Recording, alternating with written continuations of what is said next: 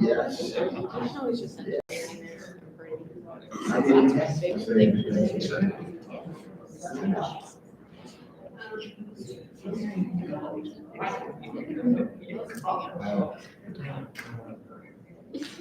I can say that when I start talking to people in town. And in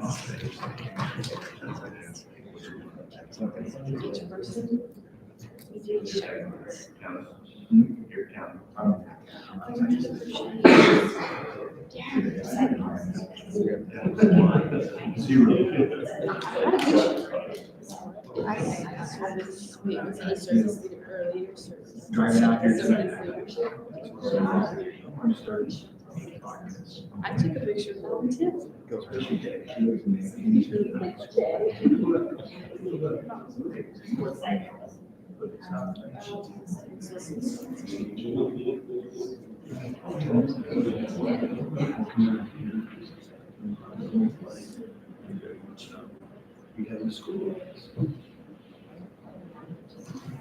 All right, I have 6 o'clock, so I'm going to call the meeting to order. Jessica, roll call. Lance, here. Mullen, Here. Williamson, Here. Donnelly, Hampton, Here. Maher, Here. Husinga. Here. All right, any changes to the approved? No changes to the agenda. Motion to approve agenda, I will so move. second, Second. roll call. Lind, yes. Mullen, Yes. Williamson, Yes. Hampton, Yes. Maher, Yes. Husinga. Yes. Next, we have our student spotlight.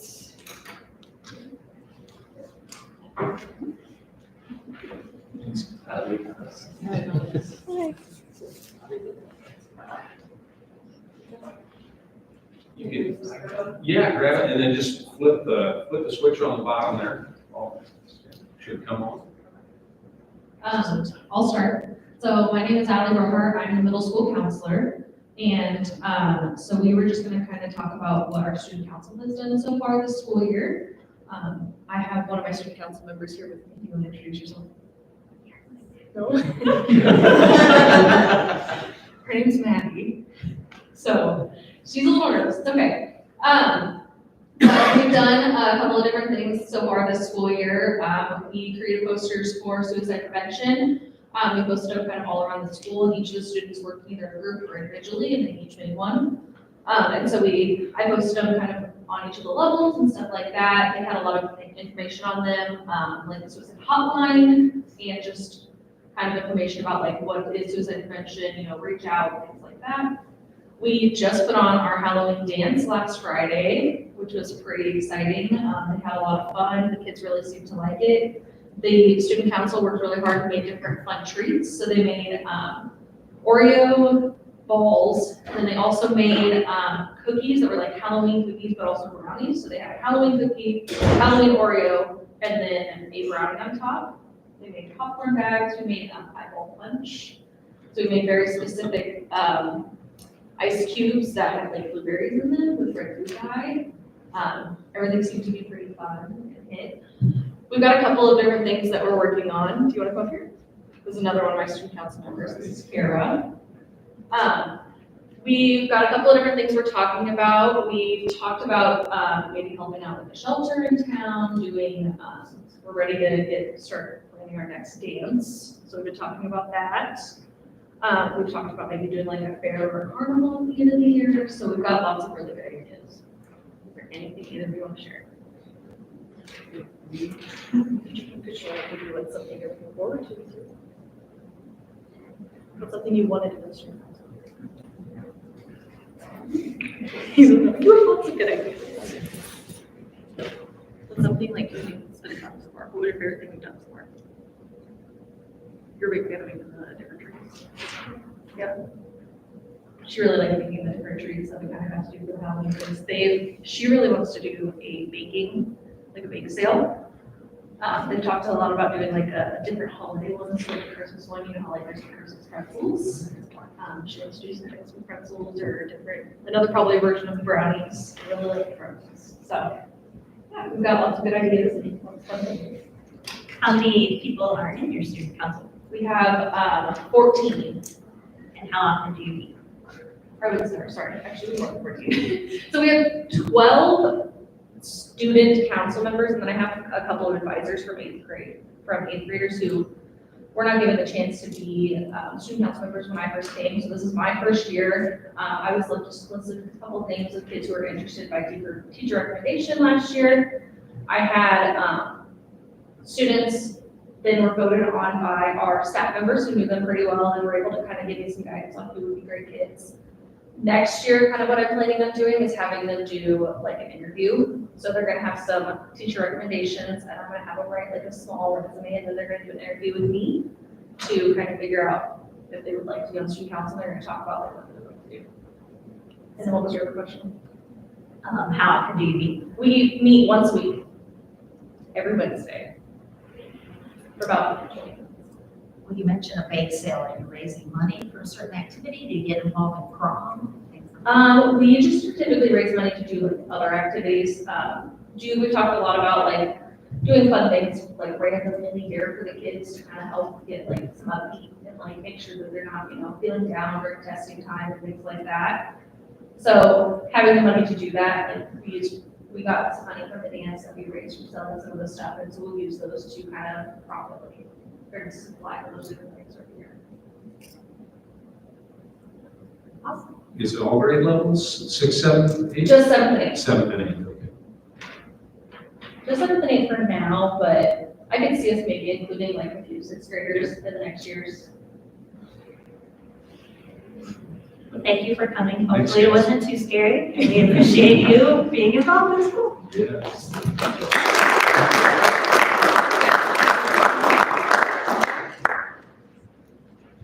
Right, no citizen comments? Next we have approval of minutes and financial report. Any questions on any of this? Oh, Jessica, you're. She said, yeah, go through that.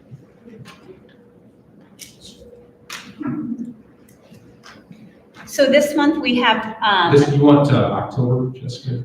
sure. Whoop. Okay. Okay, so last month we did not have September's, so that's why September is in the packet. It can also be found on Assembly if you don't have a packet with you, our online board packet. So the October financials, I just want to point out a couple of things. For the general fund specifically, September and March is when we have our large property tax collections. So they're deposited and they're reported in October. So the $6 million that you see here is not, it's not going to happen every month. So every month is usually about $2 million in the general fund, all revenues, not just property tax. And then we also collect property tax for the management fund, the PEPL fund, and debt service if we had a bond, which we don't right now. So that's just one thing to remember when you're looking at this. This is a much larger collection of revenue than any regular month. In October and then April, you'll see the larger amounts here. If you want to scroll down a little bit.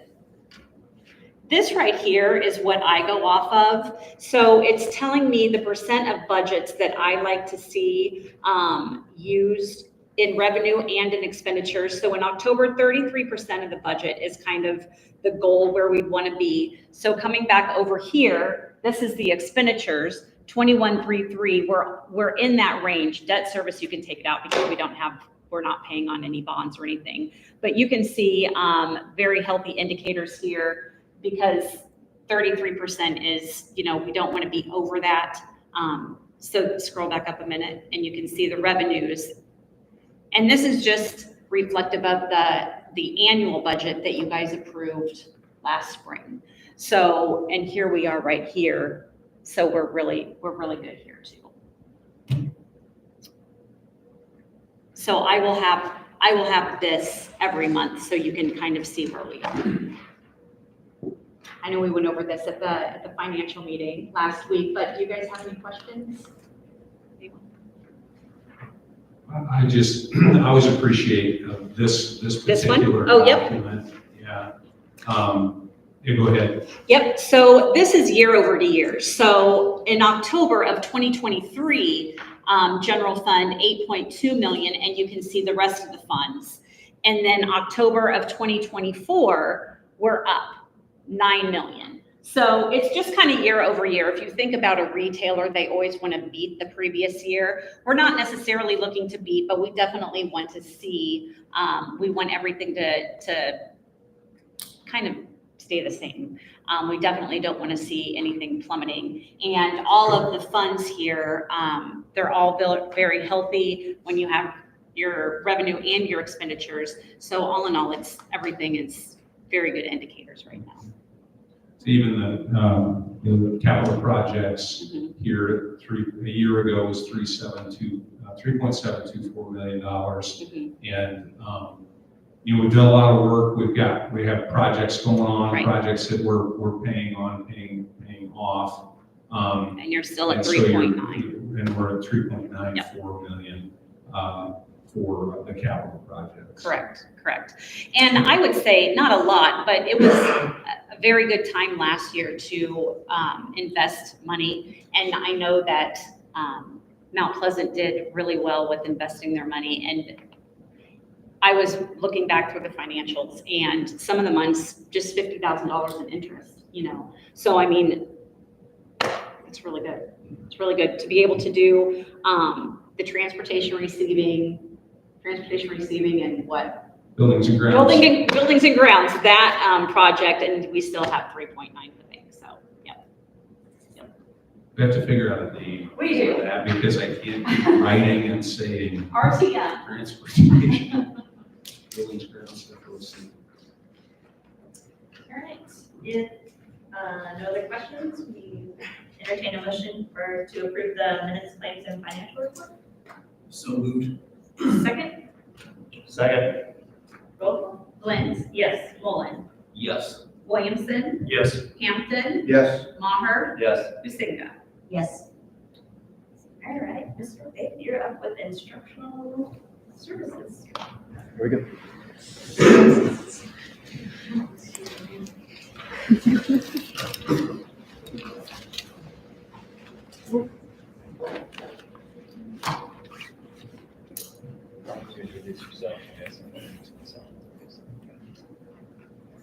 Hello, everybody. My name is Mr. Faye, and today we're going to give you a review on our recent trip to Indianapolis for the National FFA Convention. Here with me, I have individuals that went with us on that trip. I will let them introduce themselves. Hello, my name is JC Campbell. I'm Keith Mullen. I'm Proud Campbell. I'm Alexis Ramsey. I'm Zen Lee.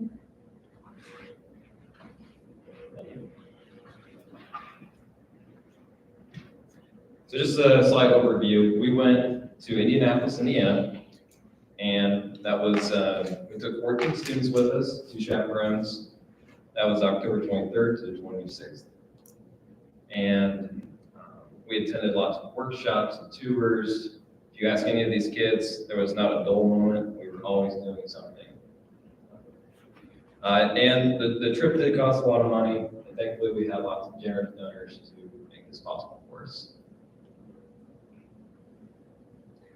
All right, so the first main topic of going to National FFA Convention is we have what are called general sessions, and pretty much is where we all get to go into Lucas Oil Stadium, or also known as the Colts Stadium, and the arena is filled of blue corduroy jackets.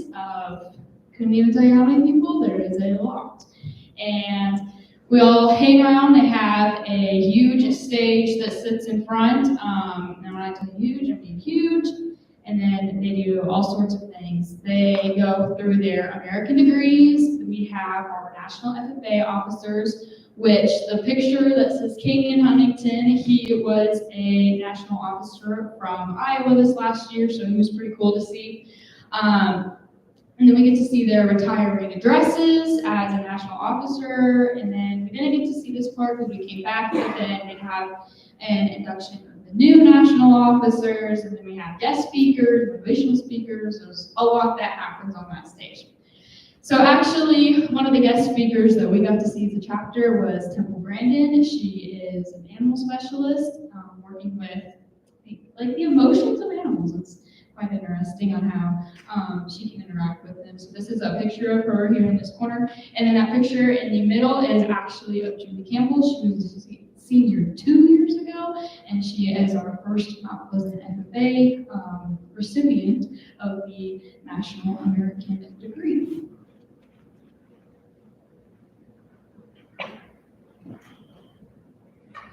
So another big thing about National Convention was we went on a bunch of tours.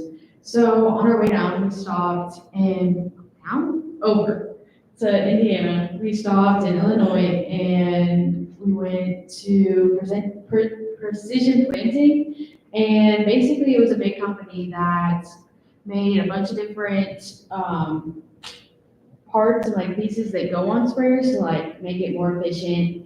Like they're looking at a spot spray to like, so that way you, oh my gosh, a spot spray, so they'd like spray the weeds and they wouldn't spray the whole thing. And then another tour that we went on was Photo Sheep Farm, and that was basically a really cool sheep farm. They're lambing right now, so we got to see a bunch of baby lambs, and they showed us our setup and like how they rotate, and they like have their rams in a separate spot during like the winter, and they don't have them with the ewes. And then we also went to a fishery. The fishery like raised koi fish and goldfish. They raised, I don't know how many, but a lot of fish. It was cool, and they were really pretty too.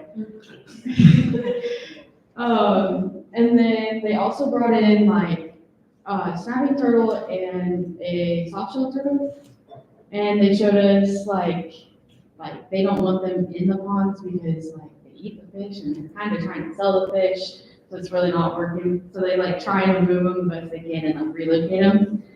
And then the last tour we went on was NDT sprayers. So it was, they built the sprayers, they didn't like build the parts for the sprayers like the first spot we went to. So like they built the sprayers and we toured their building, and they were like building sprayers, kind of building sprayers. While we were there, they could like actually like build the sprayers because we were there. But it like showed like all the cabs and like, it was really cool. And then like that picture, that was one that was done. And then like inside, I got to sit in it, it was really cool. And then that was it, the Ozark Fisheries. And after we were all done with the tour, and then that was the sheep farm or the fisheries was my favorite. But yeah, we just went on a bunch of tours and it was awesome. And then we wanted to get some energy out, so we went to a haunted house. Got some screams on too. So they had like 5 or 6 different haunted houses and a haunted hayride. So that was a pretty cool experience. We also went to a trampoline park to have some team bonding and fun in general. And then at the convention center, which was right next to Lucas Oil Stadium, they had a big career fair and college fair. So you got to make lots of connections with businesses and universities all around the U.S. I just want to say thank you for letting us have this opportunity. You guys have any questions? Yeah, I'd like to ask one. So going on this trip to the convention, what's an idea or something that you can bring back to your own, farm or class to the school? Okay, so I made this goal to meet people from everywhere, and I even met people from Puerto Rico and and New Mexico, and I took pictures with their jackets. It was like the coolest thing ever. These people were super nice, like never met anybody like willing to just say, hey, it was awesome. I got to meet those people, and I will never forget that they were just so willing to be there and they were helpful, and that it was just a great time. Like, never seen so many ag kids be so passionate, like everybody got along. It was just really fun. I would definitely go again. Kyle, you have anything you want to share? You didn't get to share. Yeah, Kyle, what was your favorite part of the trip? What you learned, what you bring back? I like just talking to people, starting relationships. Did you get to know some of your FFA members as well? Some of your group FFA members a little better? How do we go in that direction? Kyle's favorite part was a haunted house, if you want to know. This is a question for someone who has gone before. What made this convention better and more worthwhile than maybe the convention that you attended before? I can answer this one. So I have actually been, this is my third year because I started my freshman year and then I'm a sophomore and so I went this year. The last couple of years I was very like going in as a freshman. I didn't know what to expect. I didn't know what to do. I guess I did kind of know what to do, but I didn't know what to do. I didn't know what to expect. And then this year I went into it knowing right where to go, what my goals were. Specifically, I had like an agenda set for me each day of, oh my gosh, let's see. The first day was like going and hanging out or seeing what was in there first. Taking those couple of hours because it takes a long time to go through there and you get caught up talking to a lot of people for a very long time. And then you're like, wow, time flies. So you got to kind of scope it out the first day, then you go back your second day, and I focused specifically on the career fair, which is from your small colleges to big colleges, and then your community colleges, your universities, your trade school, everything possible that's there. And then you have all of your careers that are there. And then I guess I went back the next day and then I focused on the science fair projects and other students' projects. And then I did a workshop and like there is so much there. You have like pin collecting that you do where you have to do activities. One of those activities is a service project. Not everybody gets to leave the convention to go out into Indianapolis, whether it's outside of the city or inside of the city, and be able to do these service projects. And so they brought it to the convention this year and we had to learn how to crochet. It took me a lot longer than I thought. It took me an hour to make just a little crochet square. But there was a lot to it and I enjoyed it this year much more as I knew what I was going in for, what I wanted to look for. And especially as a junior, it's very helpful because you're looking at all that kind of stuff in careers. And so, yeah. I was curious, what is involved in earning the American degree? And are any of you aspiring to achieve that? I think, probably Alexis and then Kyle, who's hopefully, maybe one day, Kaden and I, we would all look into getting the American degree. It is a very long process. Julie was definitely having to keep all that document and record for the next 2 years after high school because you don't have an advisor sitting next to you every day like, hey, you might want to get this done or reminder to do your AAT, which is where you log all that stuff.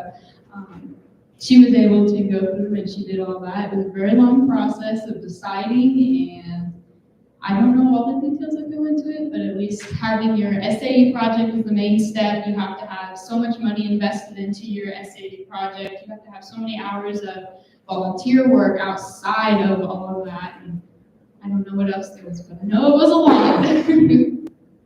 There's specific numbers to it, but it is a lot of money invested, a lot of time, and record keeping. I didn't know if it required you being an officer, or does that all count for it? No, it could be any member and receive their American degree. Yep, absolutely. Well, it's a great honor, I know. I wish you all well. You all achieve that. 7,000 this year to receive their American degree at the conference. Which is 2% of our federal members. Less, yeah, almost less than 10%, yeah.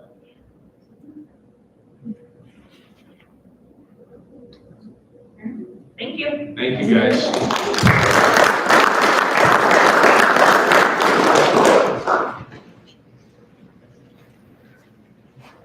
Next up, superintendent's report. Thank you, everybody. So I'm going to start with the certified enrollment update. We went over certified enrollment last month, and it's like I said, I'm always real cautious until we put that final stamp on what the number is, because it changed just a little bit. But our actual enrollment, you can see here, last year at this time, 1,733.25, and this year, 1,757.13. So an increase of just about 24 students is where we ended up on our regular enrollment. The other thing that I wanted to share regarding enrollment is we just certified this today. This is our weighted enrollment. So our special education students who have an individualized education plan, they receive additional, I call it weighting. They receive additional weighting because they have additional education goals that the district is supporting. So you get a little bit more weighting depending on the number of goals and the level of services that you need.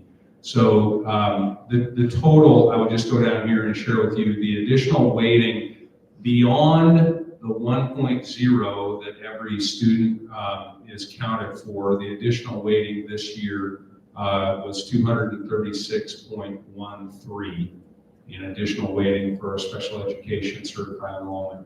And how does that compare? Last year at this time was really, really close. We were 236.16 for our additional weighting last year. So very, very, very, very similar. That's not always the case because you just don't know. You might have students come into the district with high levels of need, and you just never know where that's going to land. But we landed this year very, very similar in weighted enrollment. The next thing, just a reminder that the School Board Association Annual Convention is coming up next Wednesday, actually next week. Wow, really coming up fast. Next week, Wednesday, November 20th through Friday the 22nd. And you guys are all registered. I think we have everything ready to go. Melinda has agreed to be our representative to the Delegate Assembly, which meets on Wednesday at 9 o'clock. And so she's registered, ready to go for that. I just have in our new business to ask for your consideration to approve Melinda as representative to the Delegate Assembly for Mount Pleasant. So we'll do that in new business. Just a few other things I always like to share when this data, when it kind of makes sense or is pertinent to us. This map, and I'll zoom in on it here in just a minute, but this is from the School Board Association.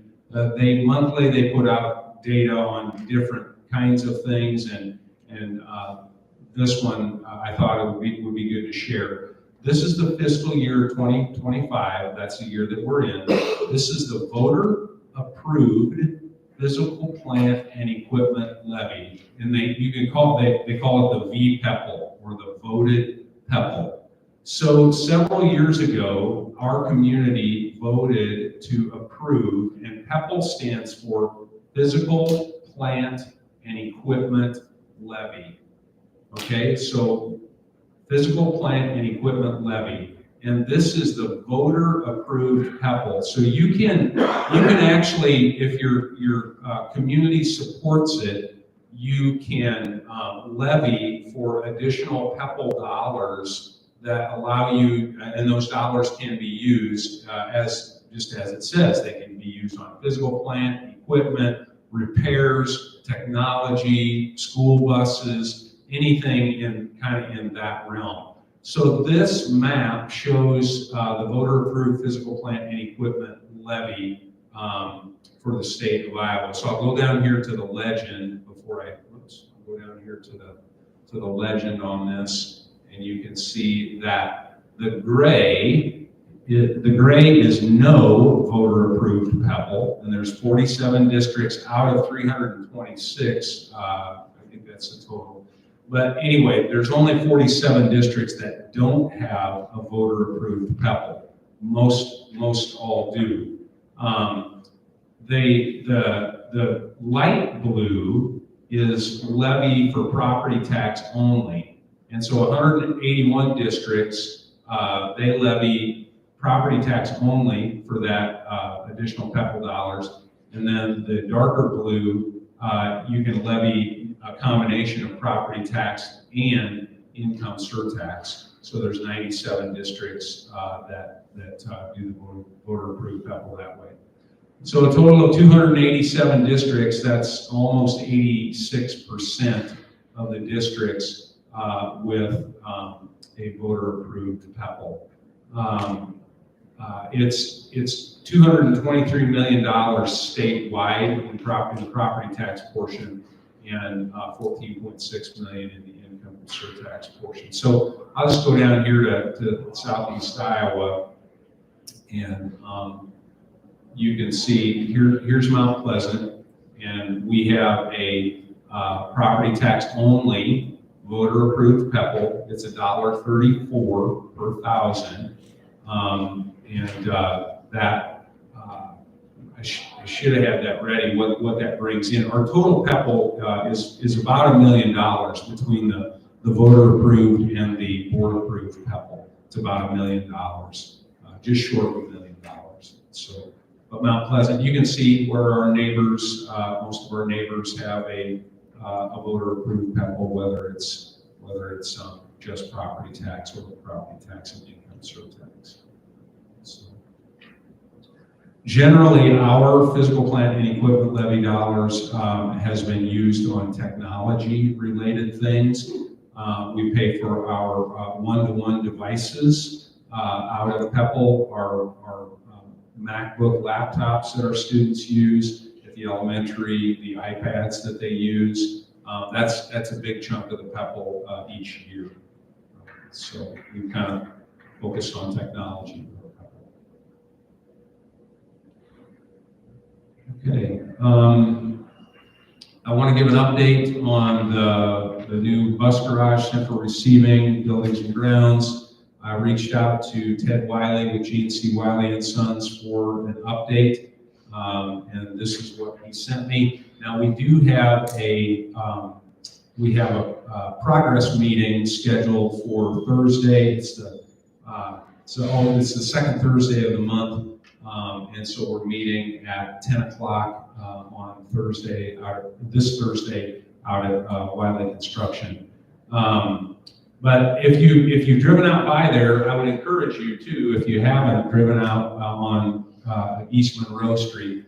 The masonry wall is currently going up in the bus service. It's like this 20-foot tall masonry wall that they've got stabilized there, and the stick framing was supposed to start at the end of the week. I drove by yesterday. I didn't see any stick framing yet, but the lumber is there. Trusses are there to go ahead and get started. Instead, we'll start stick framing the bus service first.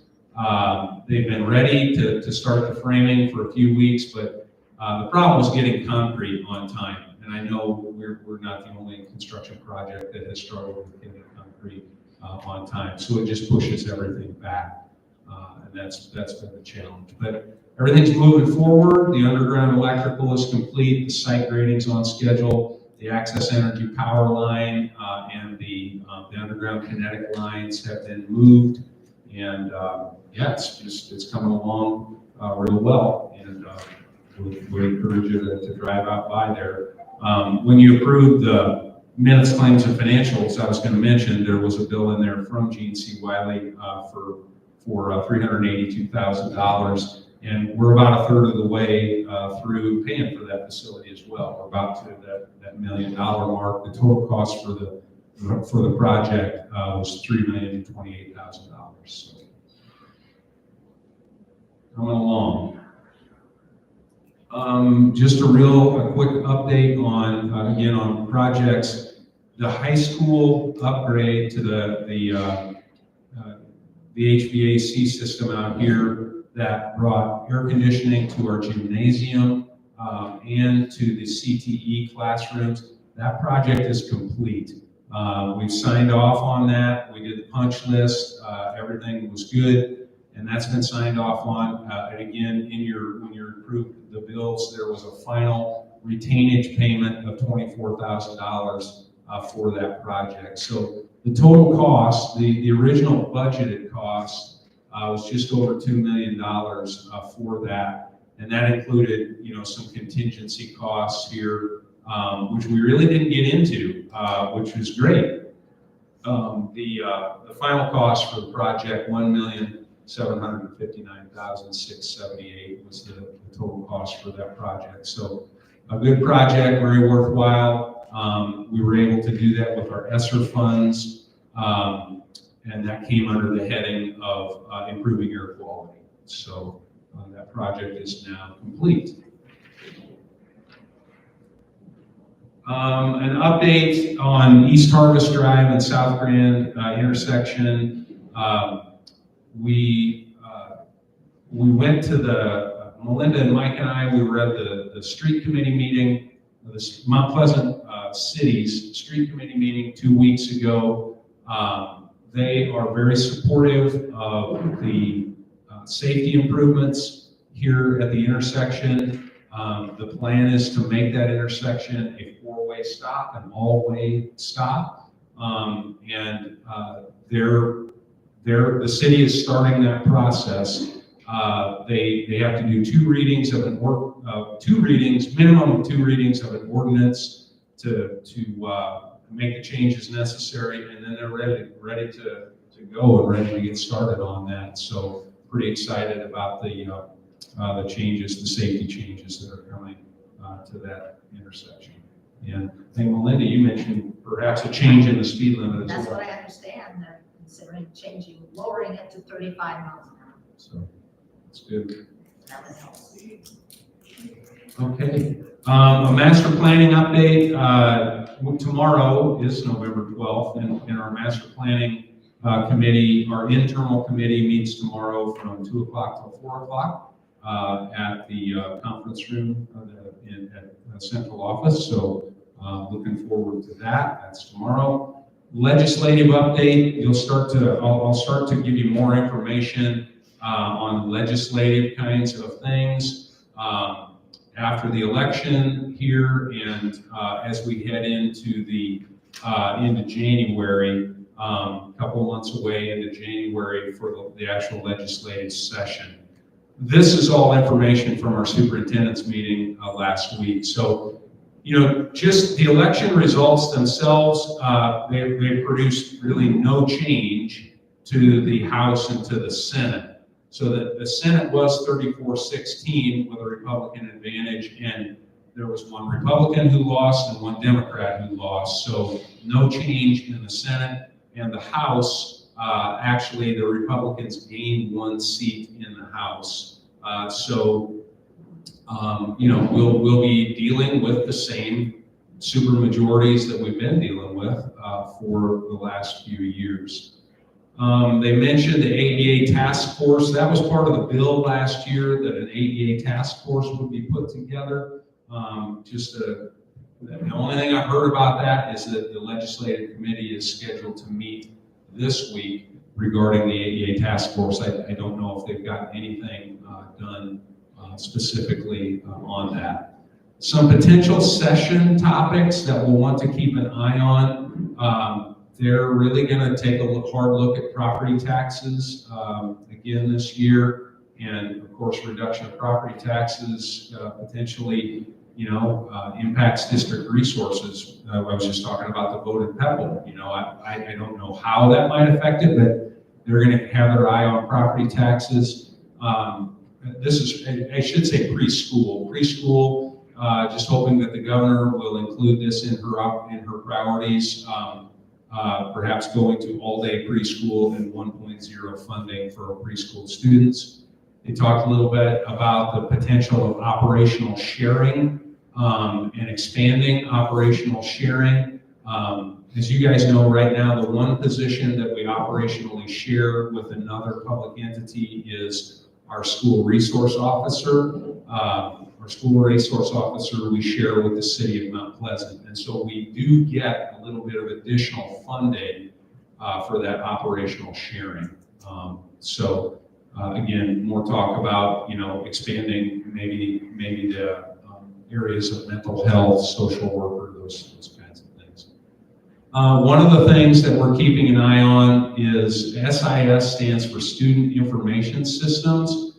Right now, there are generally 3 student information systems that are used across the state. We use a product called Infinite Campus that you're all familiar with. The other 2, one is called PowerSchool, and then the other one is a product called JMC. So those are really the 3 that are used statewide. The consideration will be to go to a statewide system, to adopt one student information system. And I don't know that it's going to be any one of those 3. I know that there are districts that have piloted a different software for the student information system. So I definitely see this happening. They tried to get it done last year. I think this will happen, and I think we will all be working with a new student information system in the 25-26 school year. There was a little bit of conversation about a cell phone policy statewide. I don't know if that's something that they would try and bite off, but there was some conversation about it. And then, dealing with staffing issues, the compaction of the salary schedule. When we adopted, or when the legislature approved the salary minimums for teacher salaries, there was some compaction to the salary schedule so that perhaps a teacher who had been working 4 years was making the same amount as a teacher who had been working maybe 5 or 6 years. So they knew that was going to be an issue. We'll see if they address it or not. And then finally, there was some conversation about special education deficits. As you guys know, special education deficits, they're more common than they are, they're very common. Because as I mentioned earlier, you just don't know the kinds of needs that your students are going to have. And the funding that you receive in additional weighting may not even come close to meeting the cost of the programming that particular student needs. So special education deficits are very common. We've had special education deficits over the years. We actually didn't have one in fiscal year 24. But the concern legislatively, again, the concern legislatively is to make up the deficit, districts are able to levy property taxes, pure property tax, to make up that deficit. And so, it's a topic of conversation. And I know that Farm Bureau always has their eye on property taxes. I'll just say it. They're always have their eye on property taxes. And I don't have a problem with that, but we don't have any control over the needs that our students have. We don't. We have to meet those needs, and it costs money to do that. And so the concern would be that they put some kind of a limit on how districts can recoup those funds for special education deficits. So something to definitely keep our eyes on. That's a legislative update. Number 9, work sessions. Generally, we don't do work sessions in November and December. We certainly can if there's something that we need to meet about, but I don't have anything scheduled right now. And then number 10, the School Improvement Advisory Committee. I sent invitations out last week and have been hearing back from people. and I'm still following up on some of that, people's ability to attend or availability to attend.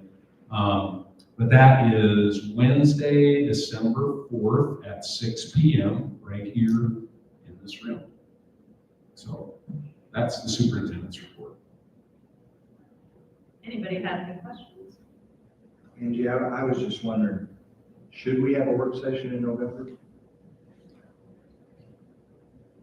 I think the only problem with that is it's ghost. What day would that be? Well, Monday, the 25th, it's the Thanksgiving week. The week of.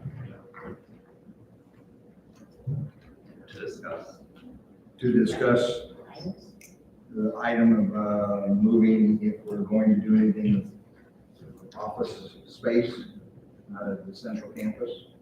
Because we're in November, and if we don't do it in November or December, that means January, we may be scurrying around, trying to decide what we're gonna do.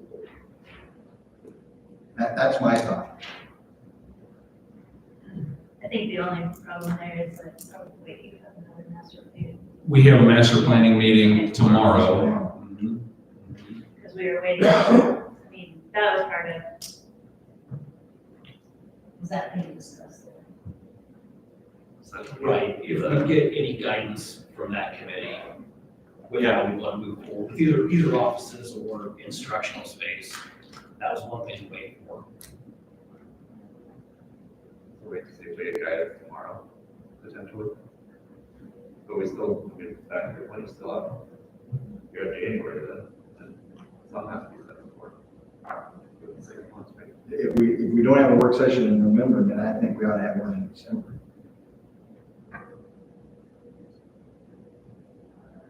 I just don't want us to be pushed up against the wall in January in deciding what we're going to do with office space. And I'd rather be proactive than reactive. I think the question is, comes to, do we have enough to, is there enough there to have our discussion? Yeah, I don't know. Do you want to wait till after the next facility site in policy meeting? I mean, we can certainly schedule a special session. It doesn't have to be. Right, that's correct, we can schedule a special session. I do think we'll know a little bit more tomorrow about the fleshing out of the plans. Would you agree, Derek? Right. Based on the conversations? And I think we can talk about it at the December site meeting as well, without having a work session in November. I think let's get it into, and then figure out what else we need for December. Because we can do it back-to-back weeks as well. You know, one of the things to keep in mind as well is, today I received, this is all just related, right? The rooftop units for the Howe, I received a proposal from Thomas McInerney today for his services.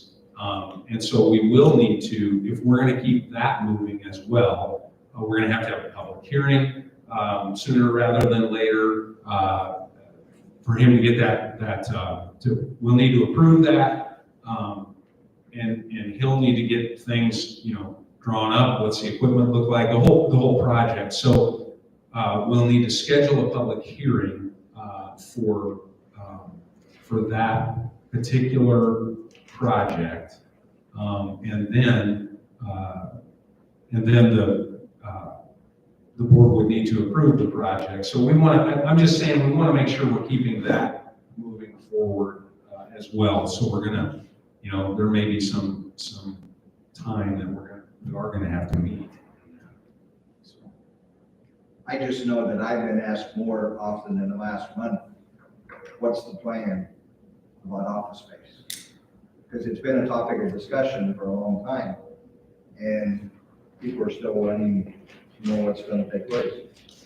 And 2024 is almost over. Can we just get a progress update from what happens tomorrow to see if anything moves forward on that specific topic on tomorrow's committee? Absolutely. Does Monday, let's just say something does move forward, does Monday the 25th work for everyone, or do we need to look at it for day? I'll be in Texas. I'll be here. Fine with me. And I'd be here too, but would we just want to do back-to-back meetings in December then, Angie? Is that something? I think we could do the second as well. We could, instead of having it the 25th, we could have it December 2nd. Let me- We're already having a site committee in that week as well. Yeah. Let me get back to you on, I mean, Josh will be there tomorrow, Derek will be there tomorrow. We can get back to you on the conversation that we have tomorrow. We'll get it figured out. That's fine. Anything else? Board committee reports. Anybody want to share or elaborate on committee meetings? All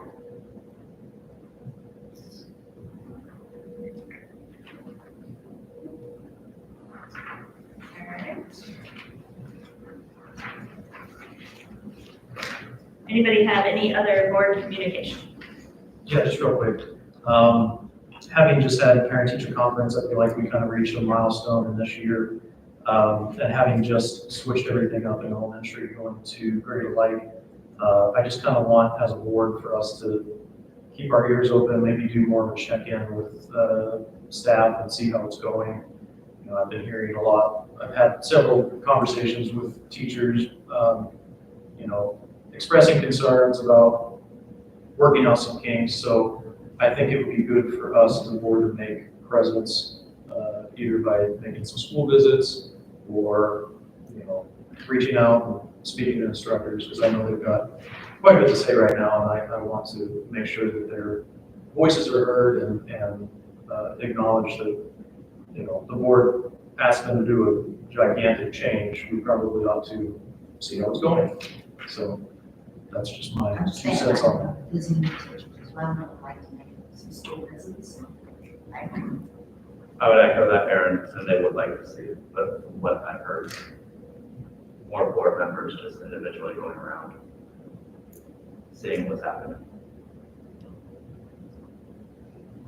I think the request that we talked about at the finance committee meeting was just making sure that the administrators were aware and that we touched base with them before we just showed up at their buildings, so. Absolutely. I guess then, the only other thing that we had a discussion in the finance committee directly, indirectly related was, as looking at budget and finance and discussing behavior interventionists and the possible funding of that. We had probably a 20-25-minute conversation on that, so it was. But I feel there be need for that. Yes. So we're having that conversation in the finance committee. So understand that there's definitely a need, and we can have funding and find funding for that. We recognize that would be a definite benefit. All right. Anything else? Well, Angie, for that December 5th site committee meeting, did that time be changed? I thought once we got through the meeting, we could nail down the right time for it. The conflict being the Parade. the Christmas parade, so. On to consent items. We have personnel and open enrollment. I would entertain a motion to approve personnel and open enrollment as well. So moved. Second, I'll second. Jessica, roll call. Lynn? Yes. Mullen? Yes. Williamson? Yes. Hampton? Yes. Maher? Yes. Husenko? Yes. We had no unfinished business. On to new business. Our first is to consideration to approve Melinda as the representative to the IASB delegate assembly. Does anybody want to move? So moved. Second? Second. Roll call? Lynn, Yes. Mullen, Yes. Williamson, Yes. Hampton, Yes. Maher, Yes. Husinga. Do I have a conflict of interest? Yes. I don't think it benefits you in any way, so you can probably go ahead and vote. All right, item B, consideration to approve the bus garage central receiving buildings and grounds change order number Right, so don't we need a name, right? We need a name for that. BBGCO.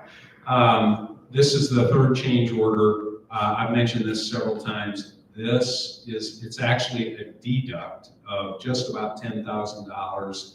They redesigned the truss system on the buildings and grounds building. And so they need less trusses, which costs less money. So it's a deduct of about $10,000. Would recommend that you approve. Motion to approve change order number 3. So moved. Second, Second. roll call? Lynn, Yes. Mullen, Yes. Williamson, Yes. Hampton, Yes. Maher, Yes. Husinga. Yes. Next, we have consideration to approve obtaining quotes for buses. So we did talk about this in the site committee meeting, and I did follow up with Transportation Director Ted Carlson. He will be at the next site committee meeting. He'll have the list of buses, our current fleet, mileages, years for the buses, the vans, so that you guys can take a look at that and ask any questions that you have.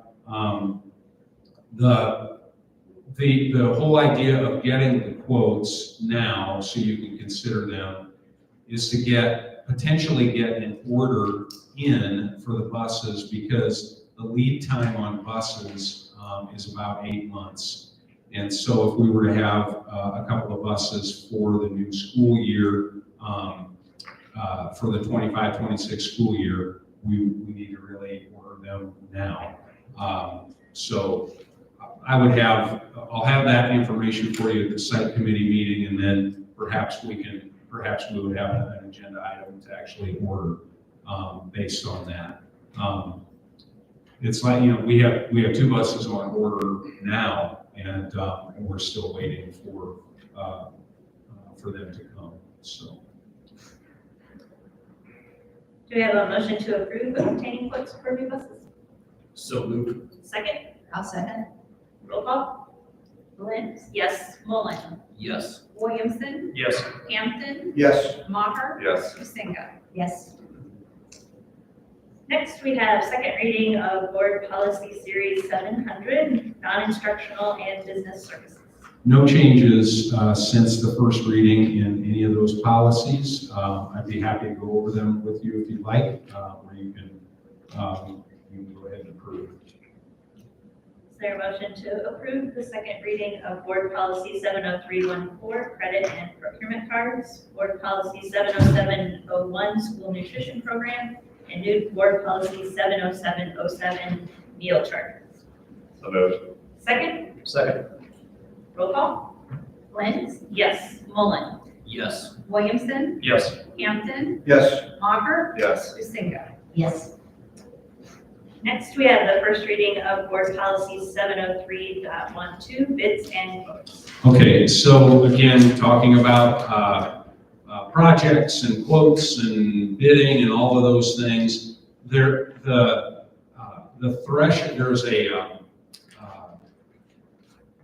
Iowa code gives us the thresholds for competitive quotes and for competitive bids. So if you look here, this is the current policy. Currently, if a project or equipment exceeds $81,000 but is under $196,000, then you have to receive 2 competitive quotes from contractors regularly engaged in the work. And Melinda, as I'm reading that, I see that I didn't change that language, and I will. Yeah, it needs to say from contractors regularly engaged in the work. So I will get that changed.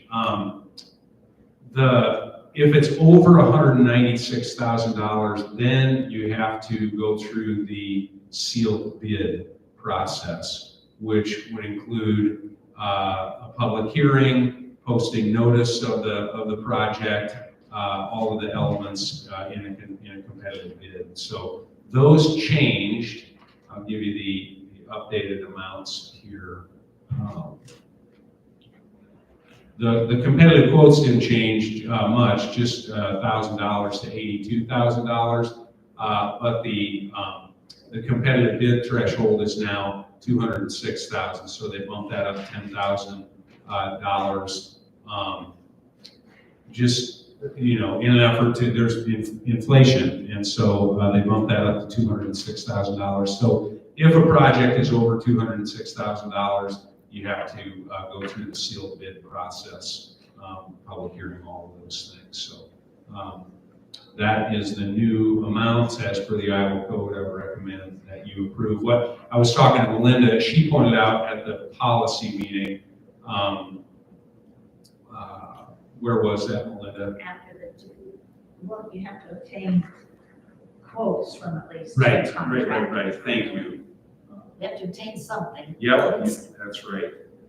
So I apologize for not doing that. You mentioned it at the meeting, and I will get that changed.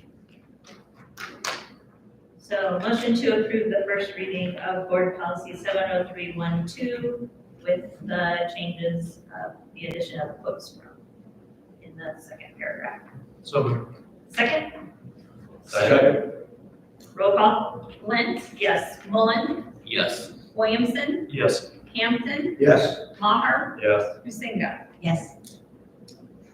Next, consideration to approve science fair proposals. So you've got a high school science fair proposal and a middle school science fair proposal. As you guys, or maybe you remember last year, Gail Kunch, who was teaching for us last year, she sponsored a science fair program. She would like to continue doing that, and Gail is currently teaching with SCC, but would like to continue working with our students. This is the high school proposal, and it would include the science fair program and help with the FFA agri-science program as well. So the middle school program would be sponsored or supervised by Michaela Bryant, who she taught science at our middle school last year and is currently teaching science here at the high school. Very worthwhile programs.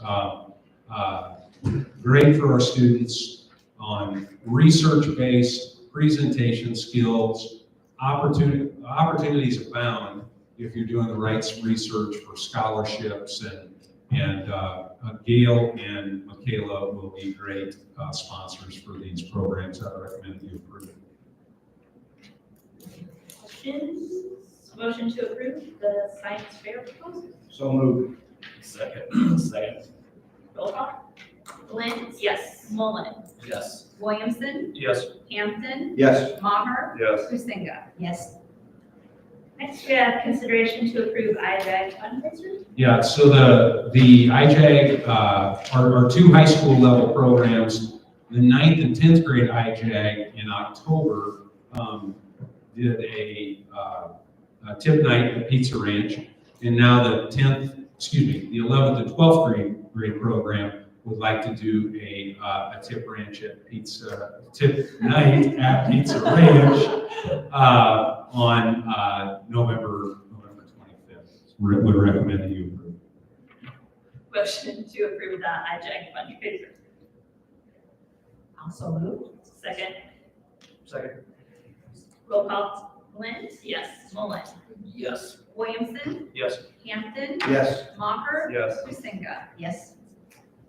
And our final item is consideration to approve request for early graduation. Okay, and I didn't, I have that in your packet. I didn't include it in the documents up here. We have had one request from Chase Van Bibber, who will meet all of the graduation requirements at the conclusion of the first semester, would recommend that you approve. You'd still like to go through the ceremony at the end of the year, but would recommend that you approve. Motion to approve the request for early graduation. So moved. Second, I'll second. roll call. Lind? Yes. Mullen? Yes. Williamson, Yes. Hampton, Yes. Mocker, Yes. Hustenko. Yes. All right. That concludes our agenda. I will adjourn the meeting at 7:03. Thanks, everybody.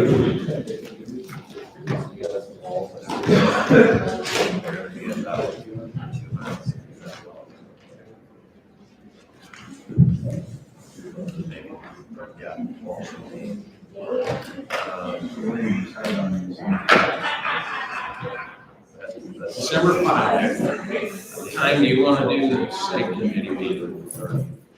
Raised is at 5:15.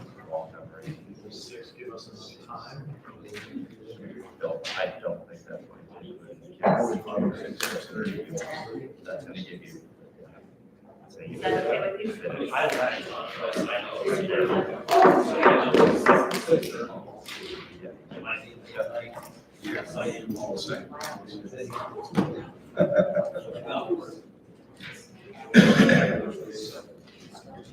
I don't ever talk about it, so it's a problem. All right, 6:30, is that okay for site policy on the after separation? Oh, after, right? Yeah, I'll make whatever. Can we move, like, to that next stage too? I won't be here for it. We don't need to. You have to go either earlier in the day or earlier in the week, it's the board meetings on the following day. And it is like. I guess, no, I guess do the job. Yeah, I can send you some I'm stuff. still- yeah, I'm not gonna- This was made by,